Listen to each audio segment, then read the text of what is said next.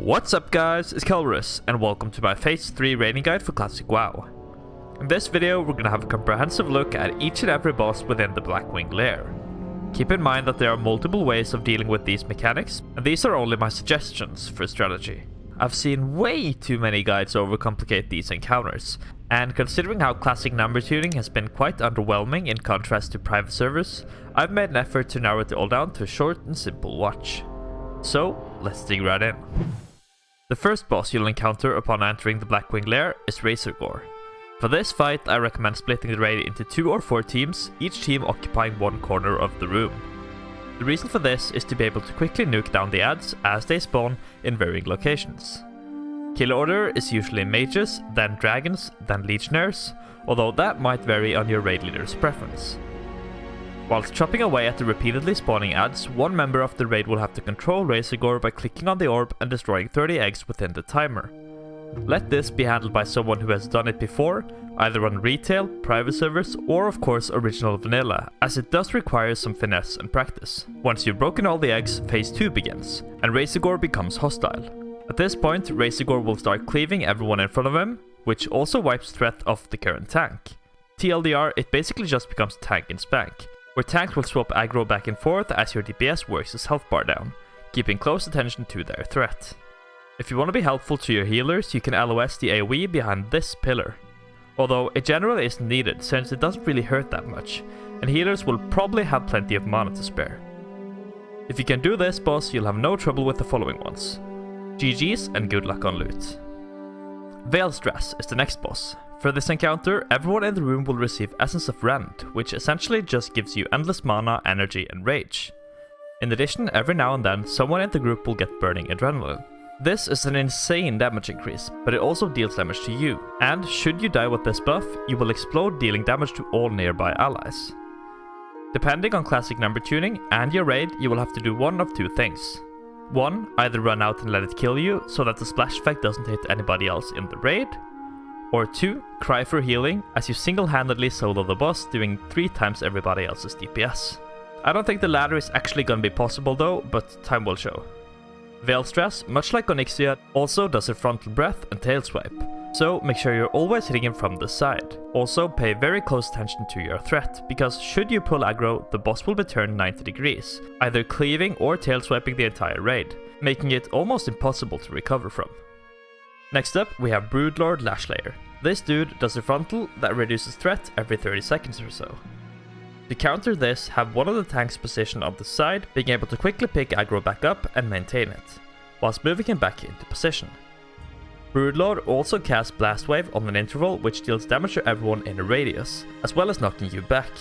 Once again, depending on your healers, you might be asked to LOS this. If so, simply move to the gate, wait for the animation and run back in. This is one of the easiest bosses in here, so let's just move on. Next up, let's talk about Firemaw. Firemaw does 2 different frontal AoEs, one of which doing damage and one of which reducing threat. For this fight, have your range stack outside the doorway and your melee running back and forth, LOSing his Flame Buffet ability. This ability stacks, is non-dispellable and deals ever increasing damage. In other words, the fight is all about positioning, as well as managing your Flame Buffet stacks, making sure you don't allow them to get too out of hand. As a result, melee generally won't be able to do much in this fight, unless you have a really fast group with good healers. So feel free to get a hot pocket as you watch your hunters, mages and warlocks pop off. As a final mention, tanks should probably put on their Onyxian Scale Cloak for this, as the boss's frontal Shadow Flame causes a strong damage over time effect without it equipped. For Ebonroc, have your tanks form a triangle of sorts, allowing the rest of the raid to stack behind him. Ebonroc casts Shadow of Ebonroc, which is a non-dispellable curse on the current aggro holder that heals him if the bearer does damage to him. In other words, the boss is all about tanks swapping aggro back and forth whilst everyone else really just hurries him down. Tanks should probably put on their Onyxian Scale Cloaks for this too, since like Firemaw, he casts Shadow Flame. Overall, a simple fight if the tanks are doing their job. So, you've made it to Flamegor. This is the final loot pinata before Chromaggus and Nefarian, which granted are a bit more difficult. Flamegor is basically Ebonroc 2.0, but this guy only requires 2 tanks. He also enrages, so make sure you have a hunter with Trank Shot in the raid. As long as tanks put their Onyxian Scale Cloak on for the Shadow Flame ability, and melee move out of line of sight should their health drop low, you'll be fine. Good luck on loot, and onwards we go. Chromaggus is the second to last boss. This guy is quite unique in that he'll be slightly different every week you face him. To explain it briefly, he has a pool of 5 different breaths, but will only do 2 of which on a rotating system, based on the raid's ID. Usually, this doesn't really change the strategy that much, since you want to avoid these breaths anyway. But there is one exception. Frostburn reduces attack speed and does a bit of damage. Corrosive Acid reduces your armor, as well as dealing a bit of damage. Ignite Flash is the dot effect, and finally Incinerate is just a flat damage. Timelapse, however, is the odd one out. The person hit by this has their threat wiped and health reduced by 50%, meaning you will need an off-tank to pick back up aggro every now and then. Should you still wish to one-tank it, you can simply let everyone in the raid be hit by timelapse. That way threat always stays with the same tank. Chromaggus also frenzies on an interval. To counter this, simply have one of your hunters instantly use Trank Shot and you're Gucci. In addition to this, Chromaggus places tons of different afflictions on the raid. Some are diseases, some are curses, magic, and poisons. Some of the afflictions are basically irrelevant, like the blue one which reduces speed, and some are not, like the timelapse one which can only be dispelled by an item dropped in the raid. TLDR, dispel whatever you are assigned to dispel by a raid did, and don't worry too much about it. Lastly, Chromaggus casts Incinerate throughout the fight, which deals quite heavy AoE damage to the raid. Make sure you LOS it at all times, unless of course your healers can handle it. Beyond that, it's probably a decent idea to save cooldowns for 20%, as this is the only time in the fight that Chromaggus will enrage, and it's not dispellable. Alright, we made it all the way to the final boss, Nefarian.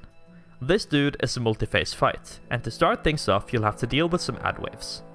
Split the raid evenly between the 2 spawn locations, and pre-place a few frost traps to assist any over-aggroing range players. Whilst you're killing ads, Nefarian will porch around the room and cast Shadow Bolt. This can be line of sighted in multiple locations, but popping a shadow protection pot is advised. Once the first wave of ads is dead, Nefarian will land, and he will now spawn some more ads for you to deal with. Focus down the ads first, and then get on the boss. Ads will continue to spawn throughout the fight, starting with Infernals, before progressing to Draconids. Whilst all of this is going down, Nefarian will cast AoE Fears. These should be LOS'd at all times behind the broken pillar in the middle of the room, or avoided of course with Fear Wards, Will of the Forsaken, etc. Nefarian will also do calls, which is a different mechanic for every class. I want to keep this short, so I'm not going to cover each one, but here are the most important. Mages should always stay out of line of sight from tanks and arguably healers, so they don't just randomly sheep them and cause a wipe. Rogues can simply vanish or evasion their class call, so no point in ever taking one. Warlocks spawn Infernals, and these must be killed by the raid immediately. And finally, the warrior call basically just means spam heal the tank. Lastly, at 20% health, Nefarian will spawn undead Draconids from the gates. These must be killed instantly. Should you have any overlapping fears or class calls, deal with those accordingly, but focus on the ads first. As a final mention, this guy is a dragon, so obviously don't be behind him unless you want his tail in your face. And don't be in front. That's it for the guide, guys. I hope you enjoyed the video. If you did, you know what to do. Thank you so much for watching. Have a wonderful day onwards, and peace.